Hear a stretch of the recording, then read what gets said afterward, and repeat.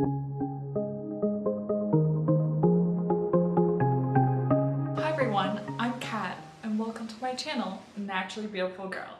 So today I'm going to be doing my unboxing and first impressions of the August Teri Miyahira Beauty Box. And I do have to tell you that this is the original Teri Miyahira Beauty Box. It is not the capsule box. I did cancel my subscription for this box, which is the original box, and started a subscription for the capsule box. But because of when I canceled my subscription, I ended up getting one more of the original box. So this will be my last review of the original box. I will eventually be doing my first impressions of the new capsule box.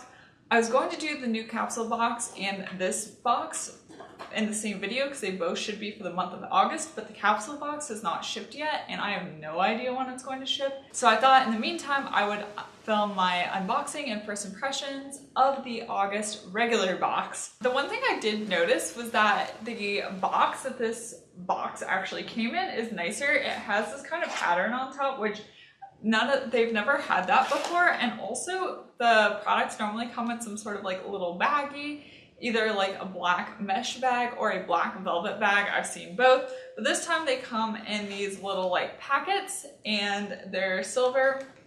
And my one complaint, I mean, it looks really nice, it's shiny, I'm probably blinding you with my ring light. I feel like the product should just come in the box, like the Petit Bour box, and not in like a little baggie, because it's less packaging and more environmentally sustainable, which I think anything we can do to be a little bit more sustainable is better. So I don't really like this because I'm guessing that this is some sort of like plastic or metal foil. Either way, I would rather them just come loose in the box. So in this month's box, the most exciting product I think is the Teri Miyahira Triumph Mascara. I'm really curious to try this out. Obviously I'll be doing a first impressions of it, but I find that mascaras, I will probably need to try this for quite a while before I get a feel for it, because I normally never like mascaras on my first application of them. For instance, the Root 100% Lash. I love it. I'm on my second tube of it. The first week or two of using my first tube of the 100% Lash and the second tube of the 100% Lash, I didn't like it that much because it hadn't kind of dried up a little bit. It was still pretty watery, so it gets better with age, and I find a lot of mascaras do that. Also, I won't really be able to tell with this one if it's going to smudge or flake without wearing it a full day, so I'll have to let you guys know what I end up thinking about this. But it is vegan and gluten-free, so that is really nice. And the packaging is weighty, like there's a nice weight to the packaging, which I think is really nice as well. I'm really curious to try this out. Teri is definitely branching out with their products. The next product that caught my attention is this eyeshadow, and it is in the shade Inferno, and it is kind of a burnt, it's like a little bit red, kind of cross between a red and a salmon with a little bit of orange. It does have some metallic sheen to it. Swatched on my hand, it looks really nice. I'm definitely curious to try this out. I've been into warm eyeshadows recently. I don't know, apparently I'm subconsciously ready for fall even though it's still August. I don't know why, because I really do love August. It's like beyond a doubt my favorite month, and I think that's also because my birthday is in August, but I love August, so I don't know why I like warm eyeshadows, but apparently right now I do. The final product that came in this box, I have some pretty strong opinions about, and once I start talking about it, I think you'll know why. So this is the Prep and Set Face Perfecting Powder. So what it says on here, on the card, is that it's a multi-purpose face powder, works wonders in many ways, use as an all-over face powder for a demi-matte airbrush finish, use as a prep layer before applying other powder makeup on top for a streak-free application, use as a matte highlight to set over eye primer or to brighten up the under eye area. It's pretty close to my skin tone, but I'm ridiculously fair. Like, I feel like if you have any darker of a skin tone and you apply this, it is going to be too light for you. It's not really a universal face powder. I feel like this is one of these products where if you're going to start providing face products, you need to do like Petit Bour does and survey the people that are getting the box and make sure you know their skin tone because this is not going to work for everyone. It works for me, but not for everyone. So I think what I'm going to start off by doing is by doing my eyes. I am first going to be applying some eye primer like I always do. I've been testing out this Silk Natural Stickum eyeshadow enhancer. I'm still kind of figuring out what I think about it, so I'm going to use this today since I'm still trying it out, and put this on my eyelids to start off with. Next up, I'm going to apply the Inferno Eyeshadow on my eyelid using my Teri Miyahira number 13 brush.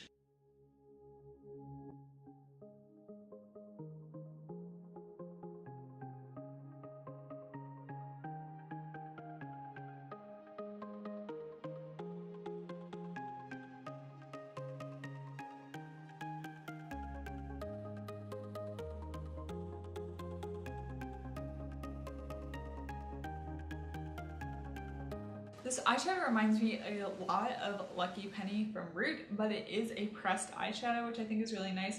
As you can see, it was really easy to apply. The pigmentation is really great. I really like this. Obviously, I'll have to see how it wears throughout the day, but so far, so good. So next, I'm going to take the Prep and Set powder and apply this in my crease to set the eyeshadow primer that's up there. I always have been doing this step with some sort of translucent powder, so I thought I would try this step today with this powder.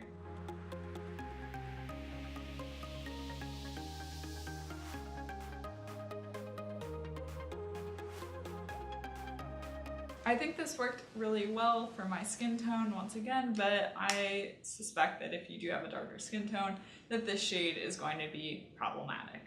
Off camera, I'm going to go ahead and use some of my Silk Naturals eyeshadows to get a good blended crease, and then I will check back in and we will apply the mascara. So now we're gonna try out the mascara and see how this works. So right off the bat, it has one of these pipe cleaner wands, as I like to call them. I prefer the plastic wands. I just like the effect that they have, but the Root mascara does have a wand like this, so we'll see how this works.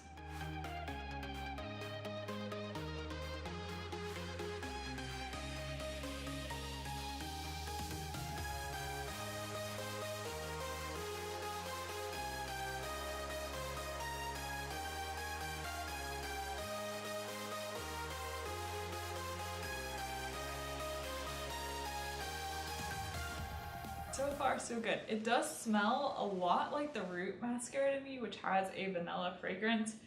Yeah, so far I think for the first use that this is good. I don't think it's too clumpy. I don't think it's too wet. I think the formula is really nice. It did voluminize and lengthen my lashes, which is what I'm looking for in a mascara. Obviously, I'm gonna have to see how it wears, see if it smudges, see if it flakes, but it's off to a good start, which is nice. So now I'm going to go back and review the previous month's box, and that is the July box. And the first product I am going to talk about is the Reset Hydrating Fruit Enzyme Mask and Exfoliant. I still have not tried out this product. My face is finally getting better, my acne is finally getting better, but because it is still healing and I'm still getting like a few breakouts here and there, you can see some over here on the side of my face, but my forehead has cleared up a lot. I have not tried it because I just don't want to aggravate the healing process. My face is really sensitive. I can tell that, like, even when I'm washing my face, it feels really sensitive right now. I think it's just because it's going through a healing transition, and having an enzyme mask just does not sound good right now because my face is so sensitive at the moment. I definitely am going to be trying this out. I think I will be ready to try it within a couple of weeks. I'm almost back to a good skin spot, but right now I am not, so I've not used this. I have, however, used the Teri Miyahira number 6 face mask brush for other face masks that I apply.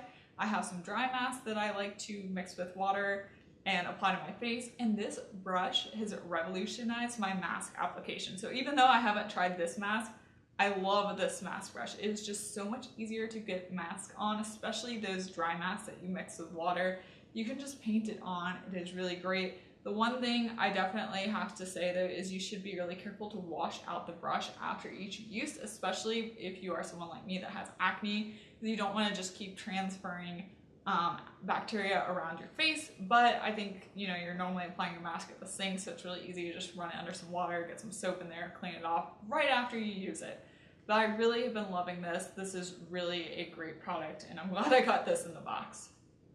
The next product I got was the Illuminator in the shade Seek. This is supposed to be a highlighter, but obviously, as you can tell, it is actually darker than my skin tone, so it does not work as a highlighter. It is a rose gold color. Here, I have it swatched on my hand here next to Inferno. But right here is the highlighter Seek swatch. It's a beautiful, beautiful rose gold color, but because I haven't been able to use it as a highlighter, I've been using it as an eyeshadow and I love it. I love it on the lid, packed on as an eyeshadow. I think it's really beautiful. I've really been enjoying this. This has been a really great product. The final product that I got in last month's box is the bronzer in the shade Explore. I am wearing it today. I have been wearing it almost every day. I absolutely love it. It is finally a bronzer that is appropriate for my skin tone. I have it swatched here. It does have a little bit of shimmer in it, so it's really nice for the summer. It gives your face a nice glow, but it's not too shiny. I don't know if you can tell in the pan or not, but I have been using this a ton. I absolutely and utterly love this bronzer. So I really did enjoy last month's box. Obviously, I've not tried the face mask, but I really love the bronzer. The Seek Illuminator is really nice, and I've really been enjoying the face mask brush as well. This one's box I do like too. I do like the eyeshadow in Inferno. I think it is such a lovely color and a really great addition to my eyeshadow collection. So far I'm liking the mascara and the face powder. I don't like it because I don't think it's universal.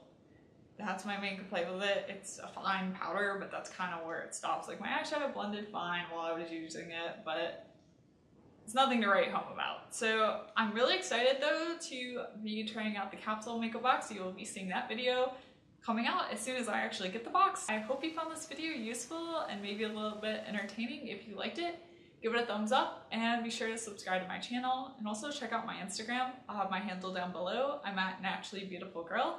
And once again, thank you so much for watching and I will see you next time. Bye!